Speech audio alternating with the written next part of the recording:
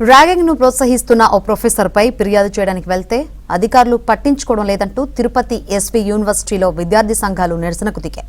Committee వేసి చేతులు దులుపుకున్నారే కానీ ఎలాంటి చర్యలు లేవంటూ విద్యార్థి సంఘాలు ఆందోళనకు దిగాయి.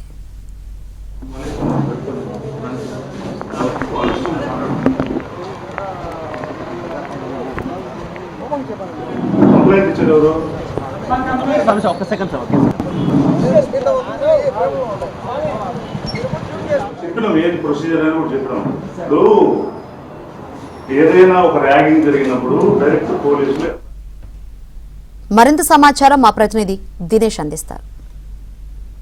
యూనివర్సిటీలో ఒక ప్రొఫెసర్ దగ్గరుండి పిల్లల చేత సీనియర్ల చేత ర్యాగింగ్ చేయించినటువంటి పరిస్థితి. దానిపైన విద్యార్థి సంఘాలు పోరాటం చేస్తే విద్యార్థి సంఘాలపైన కేసులు పెట్టి వాళ్ళని వేధిస్తుంటే బాధితులు ఈరోజు పోలీస్ స్టేషన్కి వచ్చి తమకు అండగా నిలబడిన వాళ్ళని ఎందుకు వేధిస్తున్నారని ప్రశ్నిస్తే వాళ్ళని కూడా దబాయించే పరిస్థితి. అసలు ఆ రోజు అసలు ఏం జరిగింది, ఇప్పటి వరకు ఆ వేధించినటువంటి ప్రొఫెసర్ పైన ఎలాంటి చర్యలు తీసుకున్నారు చెప్పడానికి యూనివర్సిటీ పోలీస్ స్టేషన్ దగ్గర విద్యార్థులు కావచ్చు, వాళ్ళ పేరెంట్స్ వచ్చారు. ముఖ్యంగా వాళ్ళ పేరెంట్స్ వచ్చారు. మొదట పేరెంట్స్తో మాట్లాడి వాళ్ళ పిల్లలతో మాట్లాడించే ప్రయత్నం చేస్తామా. చెప్పండి సార్, పిల్లల్ని కాలేజ్ పంపించాము, మరి దూరం నుండి చాలా దూరం నుండి విశాఖపట్నం నుండి వచ్చాము. కానీ పిల్లలు ఏమోని ఇక్కడికి వచ్చిన తర్వాత చాలా ర్యాగింగ్ అనేది చేయడం జరిగింది. వాళ్ళ ప్రొఫెసరే ఎవరు హెచ్ఓడి విశ్వనాథ్ రెడ్డి గారు ఆయన దగ్గరుండే ప్రోత్సహించి పిల్లలకి హెరాస్మెంట్ చేయడం అంటే ర్యాగింగ్ చేయడం అది చేశారు.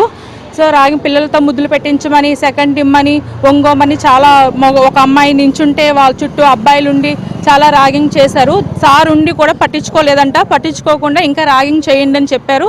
పిల్లల్ని ఒక దగ్గర వాళ్ళ ఆఫీస్లోనే ఉంచి కాంప్రమైజ్ కోసం మాట్లాడదామని వీళ్ళని లోన్ పెట్టి మాట్లాడుతున్నారు. అప్పుడు ఎస్ఎఫ్ఐ వాళ్ళు హెల్ప్ చేయడానికి వెళ్తే వాళ్ళు రానివ్వకపోవడం వల్ల జరిగింది.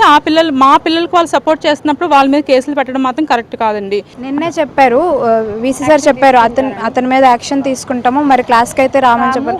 మేము అక్కడ నుంచి వచ్చాకే గ్రూప్లో మాకు మెసేజ్ వచ్చింది, ఇక్కడ వైస్ ప్రిన్సిపల్ సార్ వస్తారు including head of the department అంటే హెచ్ఓడి సార్ కూడా వస్తారు అనుకొని. నిన్న సార్ ఎలా చెప్పారు, నెక్స్ట్ డే ఆ సార్ కూడా మళ్ళీ హెచ్ఓడి సార్ క్లాస్కి వస్తే ఇంకా మాకు ట్రస్ట్ ఎలా ఉంటుంది sir. Saturday sir HOD sir క్లియర్గా మెన్షన్ చేశారు ర్యాగింగ్ చేయండి గట్టిగా అని చెప్పి. సార్ మెన్షన్ చేసిన తర్వాత సార్ వెళ్ళిపోయారు కొంచెం ఇంటరాక్షన్ తీసుకొని. అప్పుడు సీనియర్స్ అందరూ స్టార్ట్ చేశారు సార్ మేము చున్నీలు వేసుకోలేదని మమ్మల్ని ఒంగోమంటాము, తన చుట్టూ చాలామంది అబ్బాయిలు నుంచొని అసభ్యకరంగా మాట్లాడము, చాలామంది అమ్మాయిలు గంటలు మేము 2:30 నుంచి 6 వరకు నుంచొనే ఉన్నాం సార్. అది కూడా వదలకుండా నెక్స్ట్ డే డ్రెస్సింగ్ సెన్స్ బట్టి మా క్యారెక్టర్ డిసైడ్ చేస్తున్నారు వాళ్ళందరూ. ఇప్పుడు సీనియర్స్ ర్యాగింగ్ చేస్తే మేము హెచ్ఓడి దగ్గరకో లేకపోతే ఫ్యాకల్టీ దగ్గరికి వెళ్తాం. హెచ్ఓడి సార్ ఎంకరేజ్ చేస్తే ఇంకా మేము ఎక్కడికి వెళ్ళాలి. స్పందన దగ్గరికి వెళ్ళి కంప్లైంట్ చేసిన తర్వాత కాలేజ్లో కమిటీ వేసి చేస్తామన్నారు సార్. కమిటీ వేసి ప్రూవ్ అని చెప్పారు కానీ డిపార్ట్మెంట్లో ఇంకా సార్ వచ్చిన తర్వాత మాకు ఇంకా ట్రస్ట్ లేదు సార్. మేము ఉండాలనుకుంటే టీసీసీ మేము వెళ్ళిపోతాం. పేరెంట్స్ కూడా భయంగా ఉన్నారు సార్. మేము వెళ్ళక ముందు ఇంకా రిమైనింగ్ స్టూడెంట్స్ ఉంటారు, మా క్లాస్మేట్స్ ఉంటారు కదా, వాళ్ళని మ్యానిపులేట్ చేయాలని చూస్తారు. హెచ్ఓడి సార్కి ఫేవర్గా చేయండి, మీకు ఇంటర్నల్ మార్క్స్ ఇలా మంచిగా పడతాయి అనుకుని వాళ్ళని మ్యానిపులేట్ చేయాలి.